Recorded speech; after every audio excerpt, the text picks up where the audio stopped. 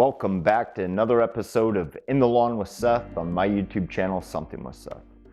I do want to start out by thanking those core subscribers to this channel that have been watching my content as soon as it gets posted. Because you guys have been persistent on that, more viewers are seeing this content for the first time. I do want to thank the new viewers that are seeing this that have already hit that subscribe button. I'm really looking forward to having you along for the first full season of In the Lawn with Seth. And since I overseeded my lawn last fall with Midnight Kentucky Bluegrass, there's no reason for me to do the Spring Overseed Challenge, but I am pleased to announce that I do have 2 subscribers that fit in that beginner level lawn that I'm curious to see how they can hold up on the Spring Overseed Challenge. Many of you, like myself, will not be doing the Spring Overseed Challenge, but we have plenty of work ahead of ourselves to have a successful spring. So in this video, I'll let you know what I do coming out of winter into early spring, some problem areas that I've identified, how I'm gonna take care of them, and what I finally did with those grass plugs that I started about a month and a half ago, and why I'm doing 2 soil tests this spring on my property. Many of you guys have been cleaning up debris on your property over the last several weeks. Speaking of debris in the lawn, we had some wind. Been picking up pizza boxes for the last week in this lawn. I know a lot of you guys like to start the season with a fresh blade on your mower.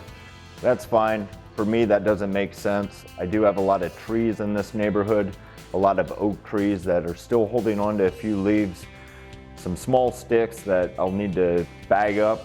So putting a sharp blade on my mower really doesn't make sense. I'll probably do that after the dandelion bloom that first week in May here in Northwest Ohio. Another thing I'm not gonna do is put my striper on the Toro. I don't know about you guys, but it takes me like 4 or 5 mows to get back in the mow flow. I don't wanna amplify those uneven mow stripes.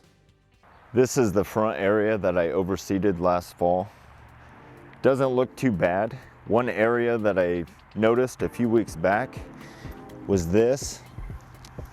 It just didn't look good to me. So what I did, I just put Roundup on. So I'll probably get some plugs and put in there. Here's another area that I had that I hit with Roundup. Got some plugs in there already that should fill in. This is actually a plug that I put in last year. So this stuff will fill in pretty nice. Once I start getting some fertilizer on it, you can see those little areas out there will fill in nice.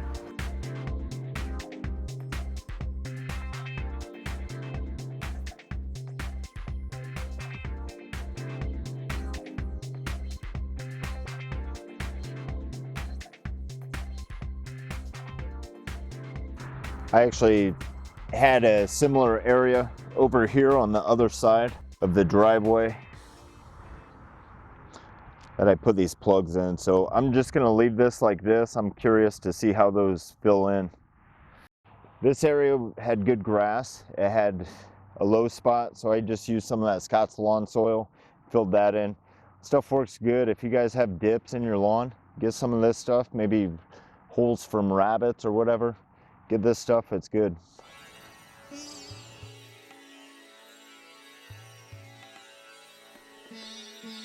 Back area is looking good. No fertilizer on this. Really haven't started mowing. Once this grass starts growing, it's really gonna fill in nice. I'm real happy with the results that I've gotten from doing overseeds back here with Midnight Kentucky Bluegrass, putting those plugs in.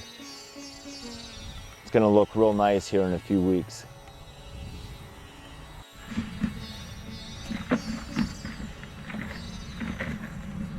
The reason I'm doing 2 soil tests on my property is my fertilizer application is different from the front to the back.